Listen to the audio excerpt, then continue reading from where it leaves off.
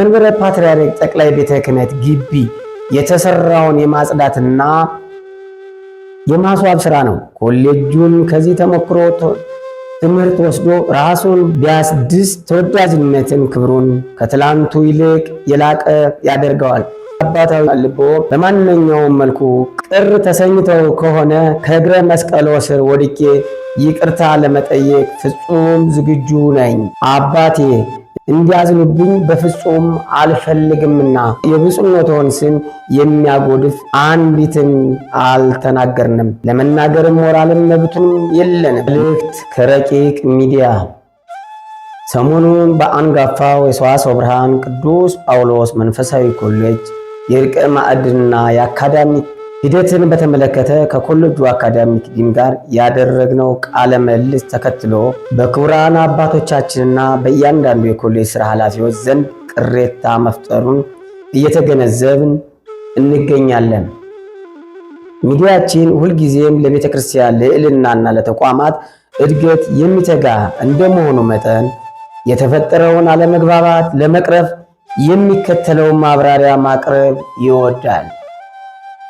የቃለ ምልልሱ እውነተኛ ዓላማ ያደረግነው ቃለ ምልልስ በአግባቡና በትኩረት ከደመጠ መልእክቱ ታላቁ ኮሌጁን የዘመኑን ተወዳዳሪነት ፍላጎት የዋጀ የመማር ማስተማር ስርዓት ሊቀረጽለት ይገባል የሚል ገንቢ ሐሳብ እንጂ የማንንም ክብር ተቋማዊ ልዕልና የሚነካ አንዳችም ንግግር አልተደረገበትም።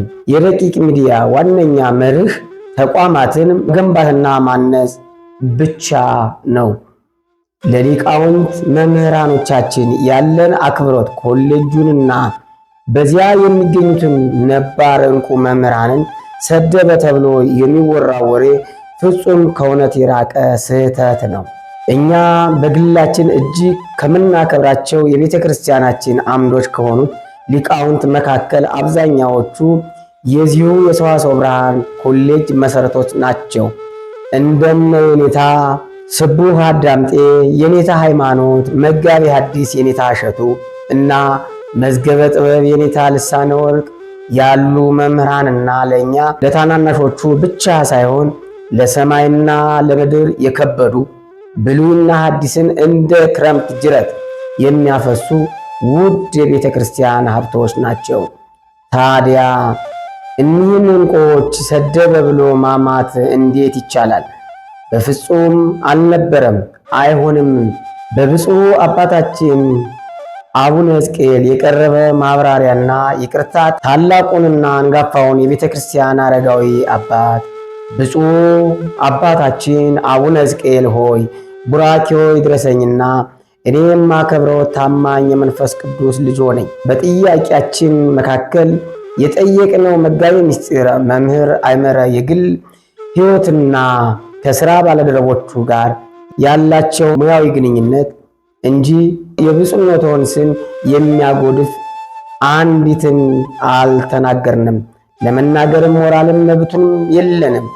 ነገር ግን አባታዊ ልቦ በማንኛውም መልኩ ቅር ተሰኝተው ከሆነ ከእግረ መስቀሎ ስር ወድቄ ይቅርታ ለመጠየቅ ፍጹም ዝግጁ ነኝ።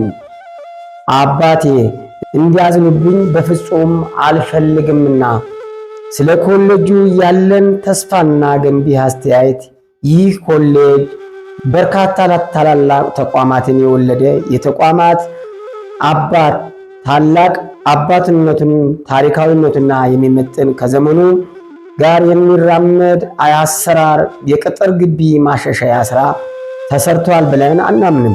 ለዚህም እንደ ሞዴል ማሳያ መውሰድ የሚቻለው በመንበረ ፓትርያርክ ጠቅላይ ቤተ ክህነት ግቢ የተሰራውን የማጽዳትና የማስዋብ ስራ ነው። ኮሌጁም ከዚህ ተሞክሮ ትምህርት ወስዶ ራሱን ቢያስድስ ተወዳጅነትን፣ ክብሩን ከትላንቱ ይልቅ የላቀ ያደርገዋል። የወደፊት ራዕያችን በብፁዕነትዎ ዘመን ኮሌጁን በእውቀትና በነዋይ የሚደግፉ ዘመናዊ ህንፃዎች፣ የጤና ተቋማት እና ትውልድ የሚቀረጽባቸው ከመካከለኛ እስከ ከፍተኛ የትምህርት ተቋማት ተገንብተው ተስፋፍተው ማየት እኛም የልጆቻችሁ ሁልጊዜ ምኞታችን ህልም ነው። ለዚህም ታላቅ ተልዕኮ እንደ ልጅ ለመታዘዝና የበኩላችንን አስተዋጽኦ ለማድረግ ዘወትር ዝግጁ መሆናችንን እየገለጽን መልእክታችንን እናጠቃልላለን። የቤተ ክርስቲያናችን አገልግሎት ዘወትር እንተጋለን። እናመሰግናለን።